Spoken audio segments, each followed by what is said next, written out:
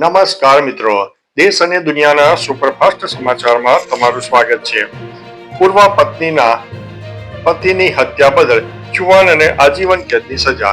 રાજકોટના જસદણ તાલુકાના પ્રતાપપુર ગામે 2022માં યશવંત મકણાવાએ પૂર્વ પત્ની કોમલના નવા પતિ કમલેશ ચાવડાની લગ્નની બીજી રાતે જ હત્યા કરી નાખી હતી.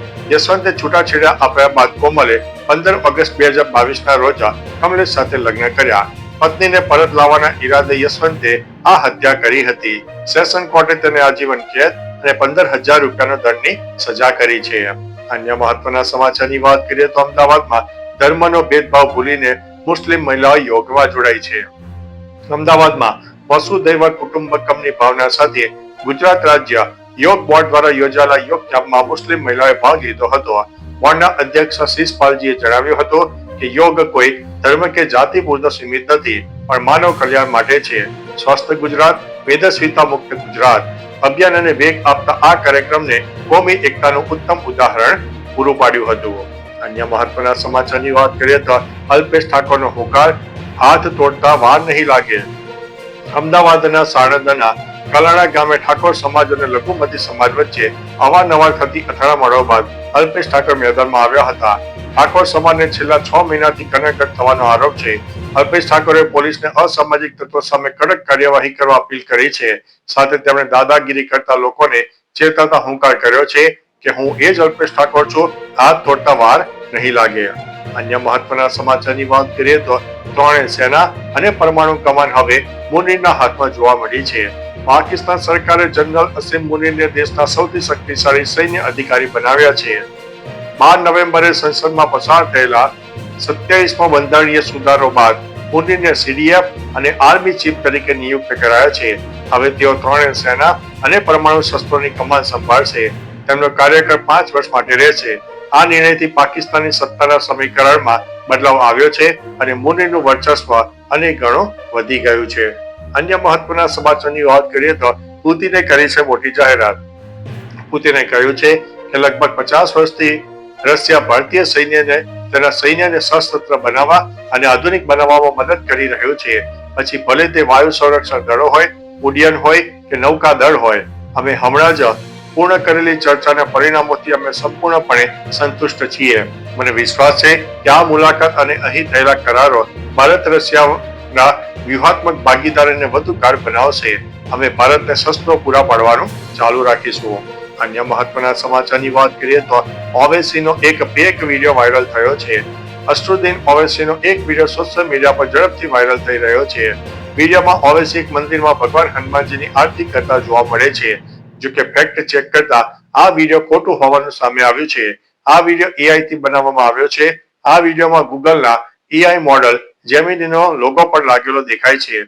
આ લોગો ફક્ત ત્યારે જ દેખાય છે જ્યારે જેમિનીનો ઉપયોગ કરીને કોઈ વિડીયો કે ફોટો બનાવવામાં આવતા હોય.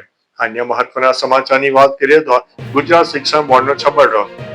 ગુજરાત માધ્યમિક અને ઉચ્ચતર માધ્યમિક શિક્ષણ બોર્ડે ફરીથી ભૂલ કરી છે. 2026ની ધોરણ 10 અને 12ની બોર્ડ પરીક્ષાનું ટાઈમ ટેબલ જાહેર કરતા 4 માર્ચે એટલે કે ધૂળેટીની રજા પર પેપર ગોઠવ્યું હતું. ધોરણ 10માં સામાજિક વિજ્ઞાન અને ધોરણ 12માં સામાન્ય પ્રવાહમાં ઇતિહાસ અને અર્થશાસ્ત્ર અથવા તો નામાના મૂળ તત્વો અને વિજ્ઞાન પ્રવાહમાં જીવ વિજ્ઞાનનું પેપર રાખ્યું છે. 2023માં ચેટીચંડના દિવસે પણ આવી ભૂલ થઈ હતી, જે બાદમાં સુધારાઈ હતી. હવે આ ભૂલ સુધારીને નવી તારીખ સામે આવશે. મિત્રો, અન્ય મહત્વના સમાચારની વાત કરીએ તો પત્નીને 45 લાખ ભરણ પોષણ ચૂકવવાના આદેશને પતિએ હાઈકોર્ટમાં પડકાર્યો. અમદાવાદના એક પતિએ પત્નીને ફેમિલી કોર્ટે 45 લાખ કાયમી ભરણ પોષણ આપવાનો આદેશ કર્યો હતો.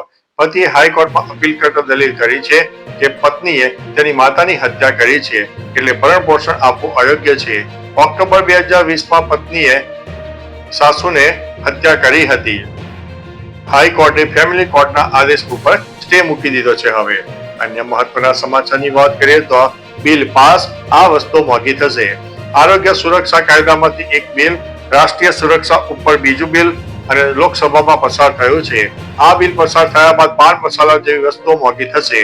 બિલ પર ચર્ચા દરમિયાન નાણામંત્રી નિર્મલા સીતારમણે જાહેરાત કરી છે કે સરકાર હવે સિગારેટ અને પાન મસાલા જેવા ઉત્પાદનો ઉપર વધારાનો ટેક્સ લાદશે. આ વધારાના ટેક્સમાંથી થતી આવકનો ઉપયોગ રાષ્ટ્રીય સુરક્ષા માટે કરવામાં આવશે. અન્ય મહત્વના સમાચારની વાત કરીએ તો પાકિસ્તાનના પીએમ આર્મી ચીફ પર અમેરિકામાં પ્રતિબંધની માંગ. અમેરિકી સંસદના 44 સાંસદોએ વિદેશ મંત્રીને પત્ર લખીને પાકિસ્તાનના પીએમ શાહબાઝ શરીફ અને આર્મી ચીફ આસિમ મુની પર તાત્કાલિક પ્રતિબંધ લગાવવાની માંગ કરી છે.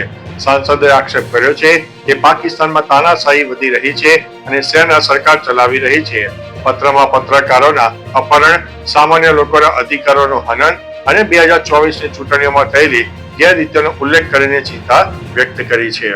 અન્ય મહત્વના સમાચારની વાત કરીએ તો અર્થ સમિટ 2025માં સીએમનું સંબોધન, હેલ્ધી સોઇલ ઉપર ભાર મૂક્યો છે. અર્થ સમિટ 2025માં સીએમ ભૂપેન્દ્રભાઈ પટેલે ગુજરાતને વૈશ્વિક યજમાની મળવા બદલ ગૌરવ વ્યક્ત કર્યું છે અને સમિટની theme healthy soil for healthy citizen હોવાનું જણાવ્યું છે. તેમણે કહ્યું છે કે આ મંચ ગ્રામીણ અર્થતંત્રને સશક્ત બનાવવા, મહિલાના વિકાસ અને એગ્રી એન્ટરપ્રાઇઝ સ્ટાર્ટઅપ્સને પ્રોત્સાહન આપવામાં મદદરૂપ બનશે. ખેડૂતો માટે સોઇલ હેલ્થ કાર્ડ અને તાલીમ કાર્યક્રમો અમલમાં મૂક્યા હોવાનું પણ જણાવ્યું છે. અન્ય મહત્વના સમાચારની વાત કરીએ તો કૂતરાએ બાળકી પર કર્યો છે હુમલો. ગુજરાત સહિત દેશભરમાં રખડતા કૂતરાના હુમલા વધી રહ્યા છે. આવામાં હવે એક ભયાનક સીસીટીવી ફૂટેજ વાયરલ થયા છે. તેમાં એક રખડતો કૂતરો અચાનક શેરીમાં દોડી રહેલી એક બાળકી ઉપર હુમલો કરે છે અને તેને બચકા પણ ભરે છે. સદનસીબે છોકરીના રડવાનો અવાજ સાંભળીને એક મહિલા ત્યાં પહોંચી હતી અને તેનો જીવ બચાવ્યો છે. અન્ય મહત્વના સમાચારની વાત કરીએ તો તેરે ઇશ્ક મેં દે દે પ્યાર દે 2 નો રેકોર્ડ તોડશે. 8મા દિવસના કલેક્શન સાથે તેરે ઇશ્ક મેં દે દે પ્યાર દે 2 ના લાઈફ ટાઈમ રેકોર્ડ તોડવાની અણી પર છે.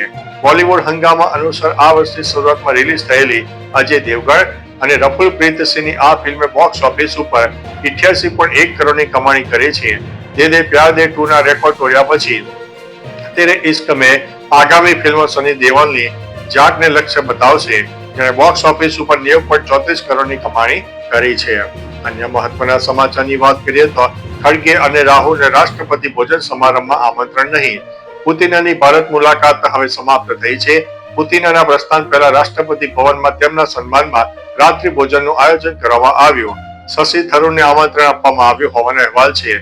સૂત્રોના જણાવ્યા અનુસાર કોંગ્રેસ અધ્યક્ષ મલ્લિકાર્જુન ખડગે અને લોકસભામાં વિરોધ પક્ષના નેતા રાહુલ ગાંધીને રશિયન રાષ્ટ્રપતિ પુતિનના સન્માનમાં રાત્રિ ભોજનમાં આમંત્રણ નથી આપવામાં આવ્યું.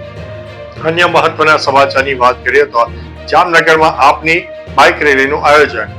જામનગરમાં આમ આદમી પાર્ટીએ ભવ્ય બાઇક રેલીનું આયોજન અને જનસભાનું આયોજન કર્યું. પ્રદેશ પ્રમુખ ઈસુદાન ગઢવી, ધારાસભ્ય ગોપાલ ઇટાલિયા અને હેમંત ખવા ઉપસ્થિત રહ્યા.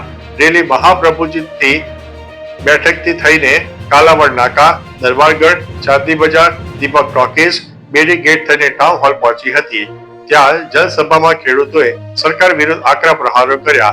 કાર્યક્રમનું આયોજન શહેર પ્રમુખ રાજેન્દ્રસિંહ સોઢાએ કર્યું હતું. તો ચાલો મિત્રો, ફરીથી દેશ અને દુનિયાના સુપરફાસ્ટ સમાચાર લઈને મળતા રહીશો. ત્યાં સુધી અમને રજા આપશો. નમસ્તે.